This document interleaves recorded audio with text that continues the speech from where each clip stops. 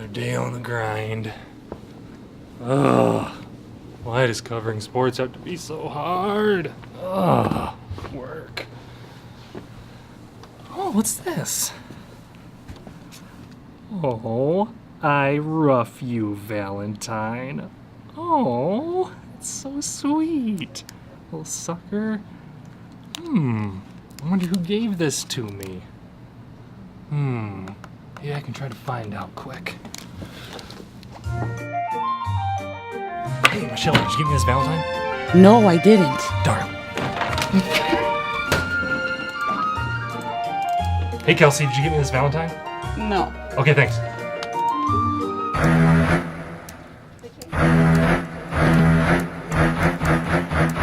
Hey, Nikki, did you give me this Valentine? You, a Valentine? No. Okay, thanks. Yeah.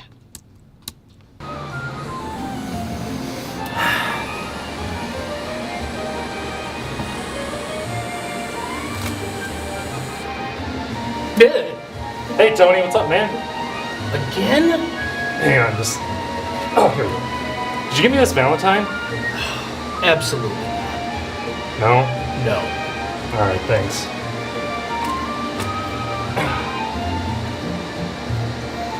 Aren't you even gonna wash your hands?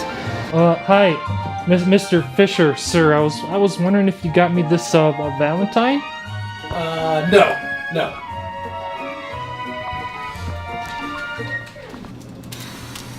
Gosh, I don't know who got me this Valentine.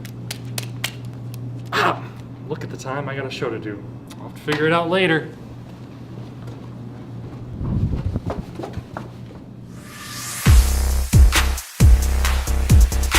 Hello everyone, welcome to this week's edition of Telegraph Herald More Than the Score.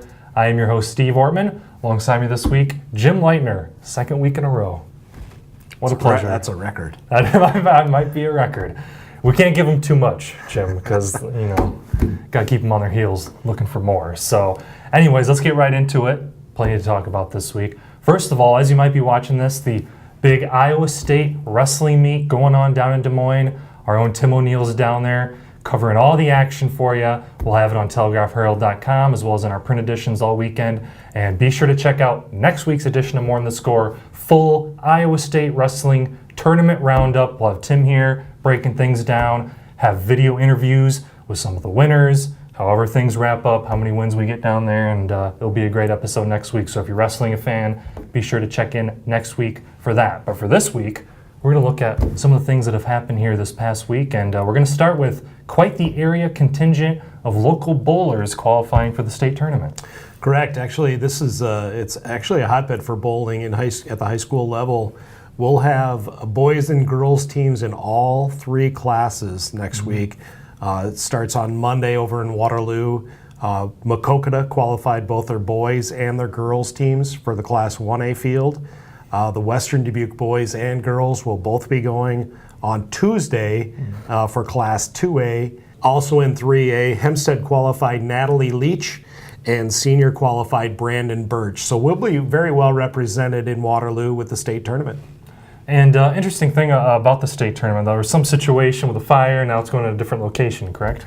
Actually, it was really a sad deal. They've hosted the state tournament at Plaza Lanes in Des Moines for several years. And in late December, they had a massive fire that basically destroyed the whole building. It's a beautifully ornate wooden building that went up in flames in December. So the state associations actually moved the state tournament to Waterloo, Cadillac Lanes, just for a one-year deal, hopefully, and they'll rebuild Plaza Lanes in Des Moines and be back there as soon as next year. So I know Plaza Lanes was a great site for the state tournament, and they're going to be excited about going back there. But for the local bowlers, it'll be nice just to have to go to Waterloo for this week. Shorter drive for sure. So area bowling fans, make sure you remember you're going to Waterloo this year and this year only. So should be interesting to see how things play out there at the state bowling tournament. Looking back on my end now, girls basketball, cannot believe it, playoffs underway already. This Saturday night, big one in Class 5A regional semifinal this Saturday night at Moody Gym on the Hempstead campus. So it's always fun to see the local teams playing each other in this level of the postseason.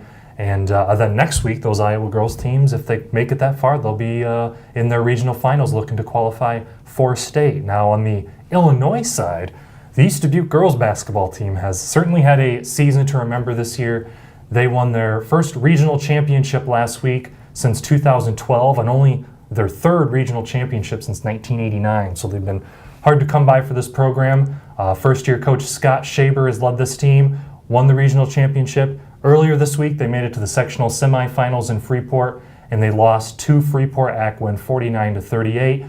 The Warriors had a 6-point lead at halftime, but Akwin got the momentum going on their home floor, turned the tides with a big run in the third quarter, ended East Dubuque's season in sectionals. The Warriors won 24 games this year, and Shaber said he has to look back at his records, but he believes that could be the most wins in a season for the Warriors girls basketball program. They were ranked in the state this year, something else that's often been pretty rare for this program. And the senior class was terrific. That was a big part of that. Senior guards Madison Fine and Skylar Culbertson were 4-year starters for the Warriors, and together they led this team throughout these 4 years to 78 career victories. So great ending for the team, not as far as they wanted to go, but to win an elusive regional championship and making it to sectionals, certainly a great step for the program. And as Scott Shaber told me, lots to look ahead to in these 4 years, as well as they've had a lot of success at the JV level. So that's kind of been the girls' basketball situation. Now, boys' basketball getting underway as well.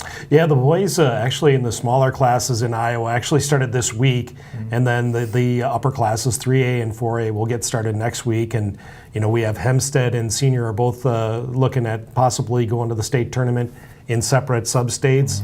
Wallard is a team that is kind of sneaky good right now. Yep. Their record might be a little misleading, but they have not lost to a Class 3A team this season. So once they get into that Class 3A field, they feel like they have a pretty good shot to make a run. So I wouldn't be surprised to see that. And then you have your usual suspects, your Cascades, and those programs as well. So we could very well be very well represented down in Des Moines next month for the state tournament. Yep, definitely be seeing how that plays out, and we'll have all those great teams covered along the way. And well, I think that's going to do it for this week's episode. Just you seem a little frustrated. You seem a little off today, Steve. I know, it's just, well, let me show you this, what I got here down here. I just got this Valentine on my desk when I came in, and it doesn't say who it's from, and I've been looking before we did the show, and it's just been on my mind trying to figure out who gave me this. Secret admirer, maybe, Yeah. Steve-O? Yeah, I can't figure out who it was from. Well, I have to fess up. I know that you've probably been feeling a little bit deflated the last week and a half because of your Patriots losing in the Super Bowl to the Eagles. So I got you the sucker. I got you the Valentine. I thought it would be something that would brighten your day, make you feel a little bit better after being deflated the last week and a half. First of all, that's so sweet, thank you. Second of all, you're telling me that I just ran around the office trying to find out who gave me this, all for just a Patriots Super Bowl loss joke? Really? Really? Come on, it's supposed to be about love. Get this microphone off me!